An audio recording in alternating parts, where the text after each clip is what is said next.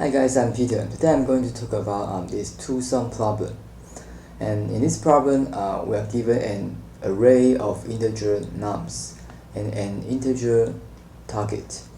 And we need to return indices of the two numbers such that they add up to target. And we may assume that each input would have exactly one solution, and we may not use the same elements twice. And we can return the answer in any order. Okay, let's take a look at the first example. The content of nums are 2, 7, 11, 15, and target is 9. And we know we can see that 2 plus 7 is 9. So the indices are 0 and 1. So we can return a list containing 0, 1, or 1, 0. Okay, and for the second example, we have 3, 2, 4, right? And the target is 6. And we know that we notice that 2 plus 4 equals 6. And the indices are 1 and 2. So we can return 1, 2, or 2, 1. And for the third example, we have 3 and 3, and target is 6.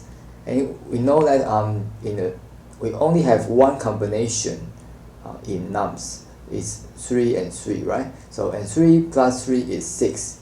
So the indices are 0 and 1. So we can return 0, 1, or 1, 0. So how do we solve this problem? If we utilize brute force approach, we will need to enumerate all combinations. And in this case, we will need 2 for loops, and it's nested, so it will take big O of n squared time complexity, and it's not efficient. So here we will utilize approach which will utilize hash map, and the time complexity in it is a big O of n. So first we will need a dictionary in Python. Okay, we will utilize Python to solve this problem first. So I'll name it lookup, and I'll initialize it as an empty dictionary first. Okay. Then I will need it to iterate nums, and I need to keep track of the index and the value.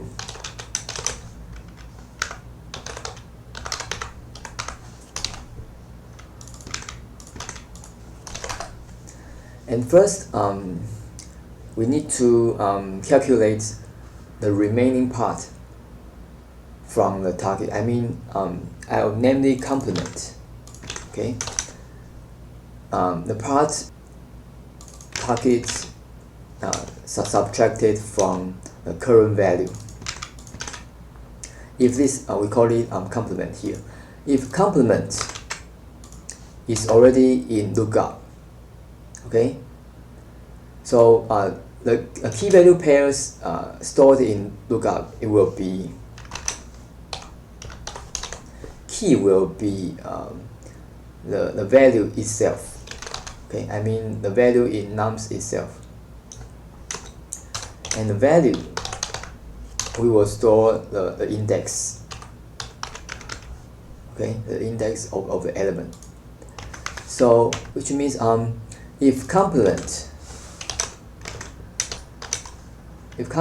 we can find complement in lookup, which means we can find the answer here, right? So we can directly return the indices of them. Okay, the first one is the order is not the order doesn't matter. Okay, so index of the current value and the index of the complement, right? So the syntax will be lookup complement. Okay. Otherwise we will need to insert the key value pairs into lookup, right? So lookup num and the value will be index. Okay, that's it. Let's submit this approach. Okay, no problem. Okay, let's talk about the time complexity and the space complexity of this approach. We will assume n as the length of nums. So time complexity will be big O of n. Why? Because we only traverse nums once, and for the lookup operation for the dictionary and for the insertion operation for the dictionary, it all takes only constant time. So overall, it takes big O of n for the time complexity. And for the space complexity, actually it also takes big O of n. What's the reason? Because we utilize a dictionary, and at most we need to store at n keys in this dictionary. So which means the space complexity will be big O of n. Okay, so let's utilize Java to solve this problem too. Okay, so first we need to have a hash map. So have declared it map, and the key will be type of the key will be integer, and the value the type of the value in the hash map also will be integer. And I'll namely lookup, and I'll utilize hash map. Okay, then I need to traverse nums, because we will need the index, right? So I'll utilize for loop.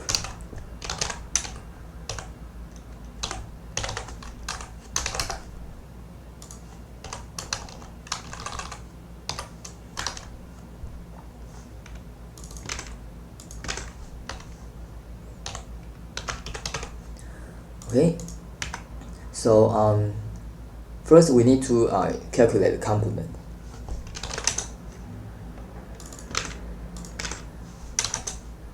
Target,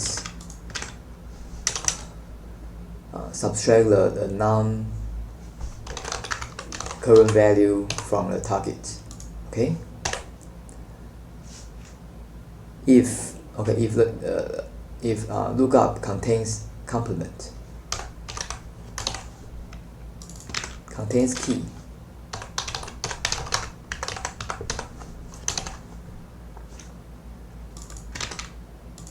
which means we already we can find the answer.